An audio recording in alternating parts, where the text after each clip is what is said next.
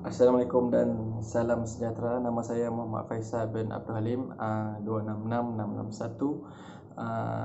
Ahli kumpulan saya iaitu terdiri daripada 4 orang, iaitu Ketua Kumpulan Raja Ahmad bin Raja Sulong 266302, Muhammad Farid bin Abdul Rashid 266620, dan saya sendiri Muhammad Faisal bin Abdul Halim 266661, dan akhir sekali Aizat bin Muhammad Idris 266652. Dan seterusnya yang pertama sekali saya akan membentangkan tentang tajuk pertama, iaitu tajuk pengenalan. Di Malaysia, jenayah cinta cyber telah menjadi ancaman kepada pengguna media sosial untuk dijadikan mangsa kes penipuan cinta atau love scam.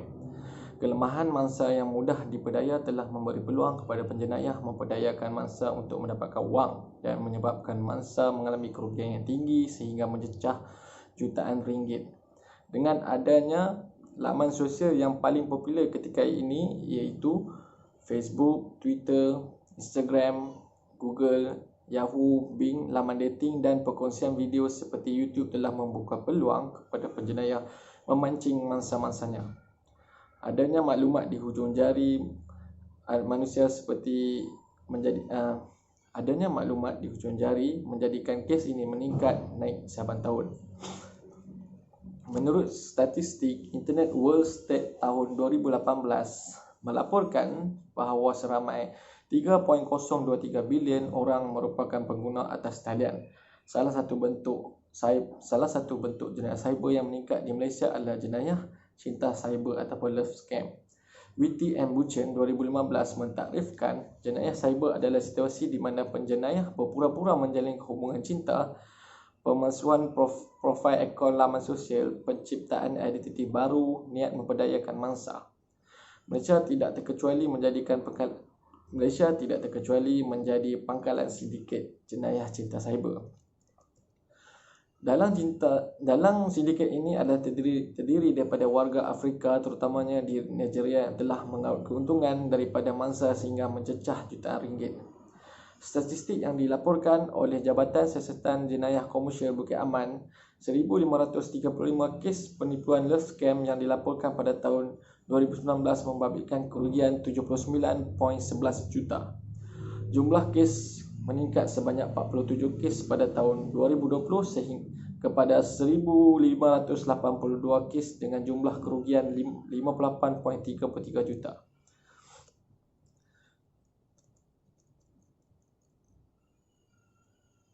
Berbanding tempoh yang sama pada tahun 2020, jumlah kes dicatatkan untuk tahun ini menunjukkan peningkatan sebanyak 87 kes. Oleh itu, jenayah cyber ini, terutamanya kes penipuan love scam, perlu diberi perhatian yang serius daripada semua pihak.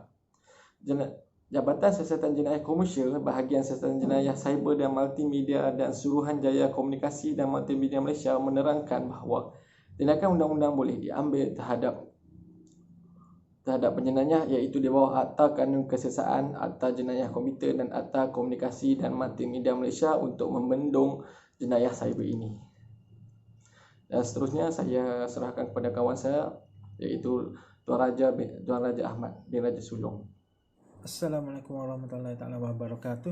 Nama saya Raja Ahmad bin Raja Sulong, matrik nombor 266302. Okey, seterusnya saya akan membentangkan tajuk yang seterusnya, di mana penipuan jalan cinta cyber atau love scam. Jadi penipuan jalan cinta cyber ini saya dapat menerangkan bahawa ia adalah masalah pandemik yang menyebabkan kembangan secara global, di mana banyak kes-kes yang meningkat daripada penipuan ini, yang di mana telah dapat ketahui telah didalangi oleh sindiket awal hitam, iaitu Nigeria sendiri, yang berasal daripada Afrika Selatan, yang telah datang ke Malaysia ini hanyalah menggunakan pas pelajar untuk belajar, tapi sebenarnya mereka adalah bertujuan datang ke Malaysia hanyalah untuk membuat satu rancangan sindiket, di mana untuk menjalankan penipuan cinta cyber ni melalui alam maya, iaitu melalui laman Facebook seperti laman sosial seperti Facebook, Instagram, Twitter dan sebagainya. Jadi benda ini telah dibuat di kajian terdahulu, di mana Witty dan Wisman telah menerangkan bahawa penipuan lost scam atas nama mula dilaporkan pada sejak tahun 2008 lagi. Jadi adalah perkara yang amat membimbangkan yang berlaku. Sebenarnya masa tersebut adalah masa kaum wanita itu sendiri yang mudah terpedaya dengan si arwah hitam, di mana mereka telah menunjuk dalam Facebook ni mengatakan beliau adalah lelaki warga Inggeris. Sebenarnya Facebook yang ditunjukkan yang pengadu telah di-add oleh arwah hitam adalah Facebook, fake Facebook lah, di mana akan menjerat sendiri kaum wanita ni dengan cerita cyber ini. Jadi kesan daripada pengaruhnya cinta ini, maknanya masa-masa ni akan terasa seperti kemurungan, perasaan bersalah, malu dan takut serta emosi yang tertekan, yang juga dapat dijelaskan oleh YT 2012. Okey, yang terusnya saya akan menerangkan tentang modus perjalanan cyber ni. Dengan cyber ini biasanya masa terdiri wanita yang mempunyai status janda, anak dara, mengalami masalah rumah tangga dan sebagainya. Inilah satu-satunya masa yang mudah terjerat dengan cerita cyber ini. Dan kita lari juga masa dibagi kepada golongan profesional seperti doktor, penguang guru pesyarat, pegawai syarikat, ahli bandar dan sebagainya. Jadi perkara ini adalah perlu kita bendung dengan di bawah penguasaan yang ada di sekarang ini, penguasaan di bawah Seksyen 420, di mana perlu mengambil tindakan terhadap sindiket arwah hitam ini supaya dapat dibantas. Oleh juga pihak SKM memainkan peranan penting juga untuk dapat menahan akaun-akaun fake ini supaya masa ni tidak lagi terlibat dengan ini, tidak, yang di mana akan menjadi kerugian yang begitu dahsyat, di mana sampai ke jutaan ringgit dalam masa, dan begitu mudah sekali pihak arwah hitam ini mengaut keuntungan. Okey, sekian saja pembentangan daripada saya. Sebenarnya saya memberi laluan kepada kawan saya. Sekian, terima kasih. Assalamualaikum warahmatullahi wabarakatuh. Saya Muhammad Farid bin Abdul Rashid. Nama matrik saya ialah 266620. Okey, saya akan memberi cadangan atau pandangan bagi mengelakkan berlakunya jenayah cinta cyber di Malaysia. Okey, cadangan yang pertama adalah memberi kesedaran melalui kempen dan iklan melalui media sosial dan media cetak. Okey, kempen melalui iklan di media sosial perlu diperluaskan dan mencapai keseluruhan ahli masyarakat, terutamanya yang mempunyai penggunaan cetek dan penggunaan teknologi media sosial pada hari ini. Okey, pandangan yang kedua adalah kerajaan hendaklah mengukuhkan prasarana keselamatan cyber dan mengawal selia ekosistem komunikasi multimedia di dalam negara. Okey, yang ketiga, pengguna perlulah mempunyai kesedaran tentang keselamatan cyber dan tingkah untuk melindungi diri daripada jenayah cyber, terutamanya cinta cyber. Okey, cadangan yang terakhir adalah dengan pindaan Akta dan undang-undang selaras dengan perubahan teknologi.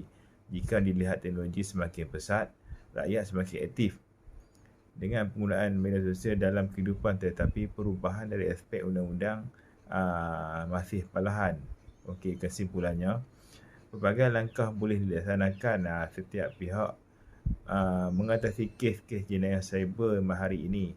Pihak berkuasa hendaklah membantu sekiranya terdapat aduan dan mengambil langkah selanjutnya. Okey, semoga kita terhindar daripada salah laku cyber dan sekaligus menjamin keselamatan dan keamanan yang telah dikecapi pada hari ini. Terima kasih. Okay, Assalamualaikum warahmatullahi wabarakatuh. Saya Muhammad Aizat bin Muhammad Idris, nombor matrik 266652. Seterusnya saya akan ceritakan tentang faktor penyebab terjerat cinta cyber. Terdapat beberapa faktor berlakunya penglibatan dalam sindiket love scam yang dianggap semakin menjadi-jadi, dan lebih ramai sindiket ini terlibat dalam penjenayah ini dari semasa ke semasa. Antara faktor-faktor adalah tahap penggunaan internet dan media sosial yang semakin tinggi di kalangan rakyat, yang menjadikan wanita sebagai sasaran utama berbanding lelaki. Manakala penjenayah pula adalah licik kerana identiti agak sukar untuk dibongkarkan kerana mereka adalah warga asing. Selain itu, sindiket ini merasakan adalah berbaloi datang ke Malaysia kerana dapat menipu orang dengan mudah dan mendapat keuntungan yang berlipat kali ganda serta banyak lagi. Faktor lain pula adalah sikap kaum hawa itu sendiri yang mungkin terlalu memilih pasangan dan mahukan pasangan yang setaraf dengannya, tetapi sebenarnya telah terjerat dengan cinta awang hitam. Selain itu, perlulah rujuk pihak berkuasa terlebih dahulu untuk mengesahkan adalah betul adanya pihak kastam yang menahan barang dan wang tunai dan perlu membayar ke akaun peribadi. Secara logiknya, pihak berkuasa telah menjelaskan bahawa tiada prosedur sedemikian dan diminta rujuk terlebih dahulu untuk menjadi pandangan dan nasihat. Sekian, terima kasih.